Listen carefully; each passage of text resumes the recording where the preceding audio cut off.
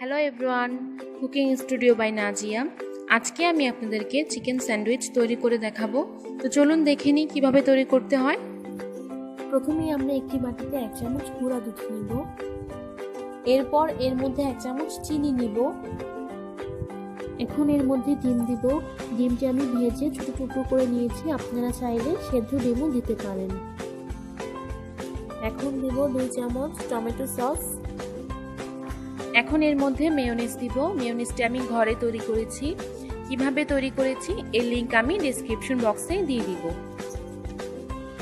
এখন এর মধ্যে 2 চামচ গোলমরিচ গুঁড়া দিব।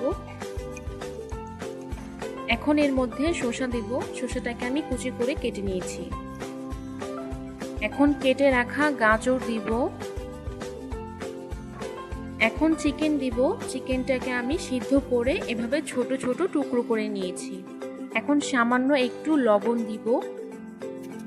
এখন সবকিছু ভালো মতো মিক্স করে নিব। দেখতে পাচ্ছেন মিক্স করা হয়ে গেছে। আমাদের মিক্স করে রাখা উপকরণটি এখন রুটির উপর এভাবে চারদিকে দিয়ে দিব। এখন আমরা রুটির আরেকটি পিস এর উপর দিয়ে দিব। তারপর আমরা রুটিটাকে কেটে পিস করে নিব।